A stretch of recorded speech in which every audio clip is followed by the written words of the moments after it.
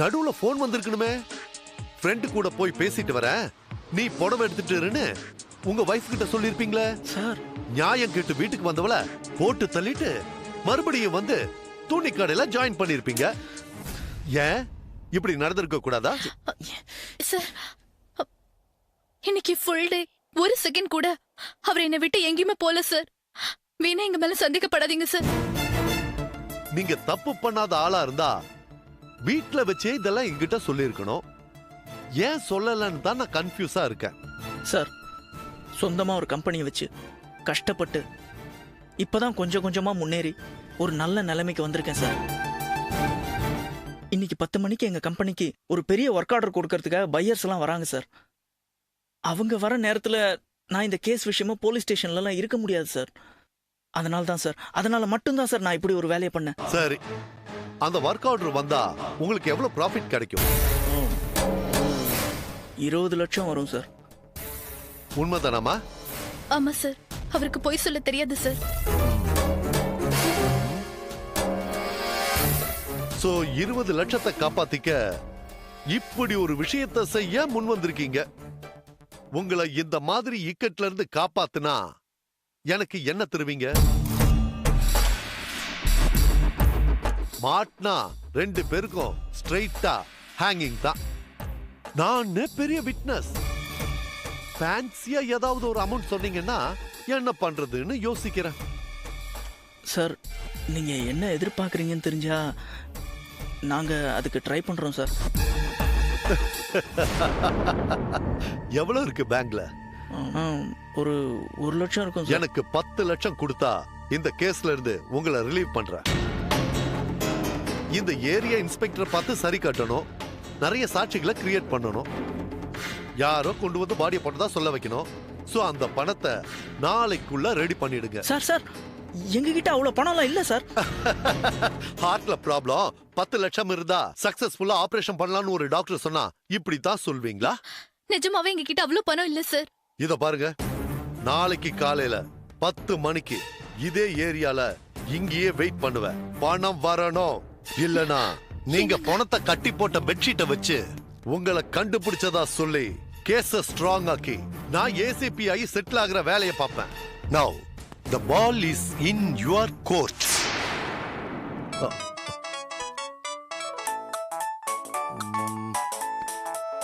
முரளி, உன் ஏரியால தான் இருக்க. ஒரு மர்டர் நடந்திருக்கு. வரியா? Okay okay okay okay. நான் பாத்துக்கிறேன். ஓகே. இந்த ஏரியா இன்ஸ்பெக்டர் வர்றாரு. நீங்க 2 பேரும் இந்த இடத்துல இருக்கிறது நல்லதில்ல. நீங்க கிளம்புங்க. நாளைக்கு எனக்கு தர வேண்டிய பணத்தை ஏற்பாடு பண்ணுங்க.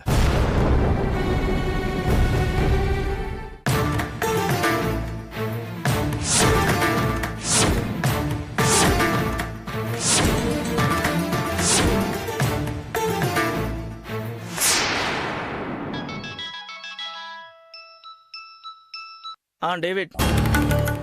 இல்லடா, நேற்று ஃபாரின் பாய்ஸ் மீட்டிங் போயிருந்தேன். பட் டீல் முடியல. ரொம்ப ப்ராஃபிட்டபிள் பிஸ்னஸ் தான். இல்லை இல்லை இல்லை இல்லை, தப்பு என் பேரில் தான்டா. 50 ரூபா பொருள் வாங்குறவனே 1008 கேள்வி கேட்குறான். பிஸ்னஸ் கொடுக்குறோம், கேள்வி கேட்காம இருப்பானா? அவங்க கேட்ட கேள்விக்கு என்னால் கிளியராக பதில் சொல்ல முடியலடா. நான் வேற ஒரு டென்ஷனில் இருந்தேன். அதுவே மைண்டில் இருந்ததுனால என்னால் சரியாக கான்சென்ட்ரேட் பண்ண முடியல. இந்த டீல் போனதுக்கு நான் தான் முழு காரணம். சரிடா, நான் அப்புறம் பேசுகிறேன். பாய் மச்சி. வித்யா, மாமா உங்க காஃபி ரெடி, இதோ எடுத்துட்டு வந்துட்டே இருக்கேன். என்னங்க என்னங்க, இந்தாங்க.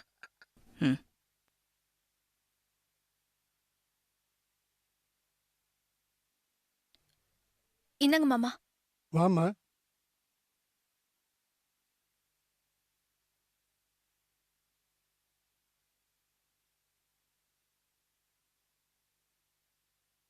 என்னங்க, அந்த பிசினஸ் போனாதான் என்னங்க, நமக்கு வேற பிசினஸ் கிடைக்காதா என்ன? என்னங்க உடம்புல இவ்வளவு சுடுது? தெரியல வித்யா, உடம்பெல்லாம் ஒரே நடுக்கமா இருக்கு. ஜுரம் வந்துடுச்சுன்னு நினைக்கிறேன். தலை வேற சுத்துற மாதிரி இருக்கு. நம்ம நேரத்தை பாருங்க. முதல் வெட்டிங் ஆனிவர்சரி நாள் அதுமா நம்மளுக்கு இப்படி ஒரு பிரச்சனை வந்திருக்கு. ஒரே நாள்ல உங்க அப்பா அம்மா உங்களுக்குன்னு எழுதி வச்ச இந்த வீட்டை அநியாய விலைக்கு விற்கிறதும் என்னால நடந்த எதையுமே ஜீர்ணிக்கவே முடியலங்க. அந்த பொண்ணு யாரு? எதுக்காக நம்ம வீட்டுல வந்து அவ சாவணும்? கொலை வேற பண்ணிருக்காங்கன்னா ஏன் நம்மள மாட்டி விடுற மாதிரி பண்ணணும்னு எனக்கு புரியவே இல்லைங்க. ஏங்க, அந்த இன்ஸ்பெக்டர் யாரும் கூப்பிடாமலே வந்திருக்காரே, ஒருவேளை அவருக்கும் அந்த கொலையில பங்கு இருக்குமா?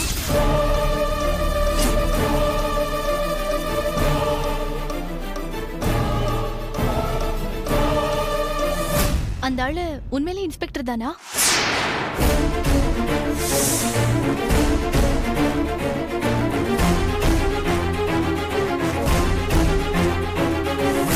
அந்த பெட்ரூம்ல இருக்கிற கேலண்டர்ல போலீஸ் ஸ்டேஷன் நம்பர் நோட் பண்ணி வச்சிருக்கேன். போய் அதை எடுத்துட்டு வா.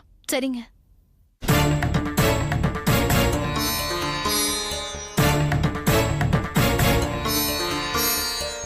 ஏங்க, நம்பருங்க.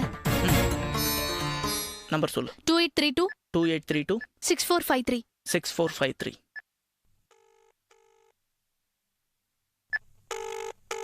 Hello, police station. Yes. Inspector Pavan Kumar இருக்காரா? ஒரு நிமிஷம் இருங்க, சாருக்கு கனெக்ட் பண்றேன்.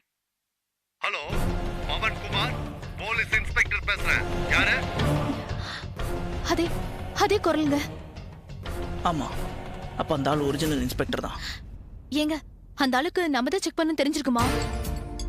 தெரிஞ்சா தெரிஞ்சுட்டு போட்டோம். நம்ம தான் அவன் கேட்ட பணத்தை கொடுத்துட போறோம்ல. இன்னும் ரெஜிஸ்ட்ரேஷன் கூட ஆகலையே. 10 மணிக்குள்ள சேட்டு பணத்தை கொடுத்துருவாரா? அப்பா காலத்துல இருந்தே சேட்டுக்கு இந்த வீட்டு மேல ஒரு கண்ணு.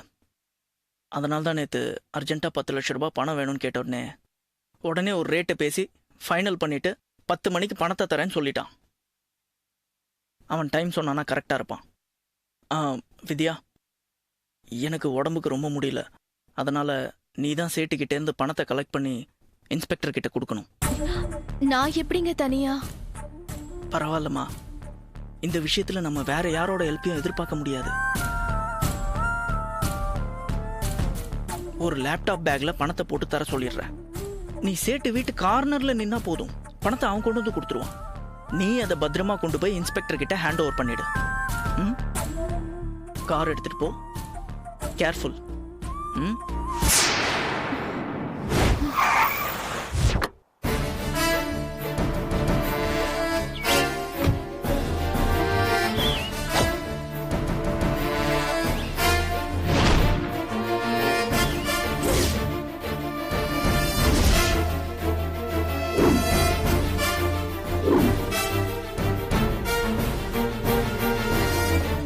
சார்,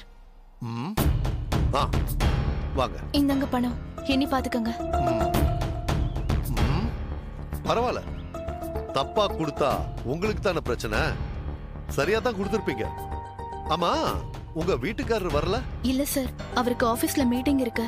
காலையில ஸ்டேஷனுக்கு போன் பண்ணி என்ன கிராஸ் வெரிஃபிகேஷன் பண்ணும்போதே நான் நினைச்சேன் இந்த மாதிரி ஏதாவது சொல்லி சமாளிப்பீங்கன்னு.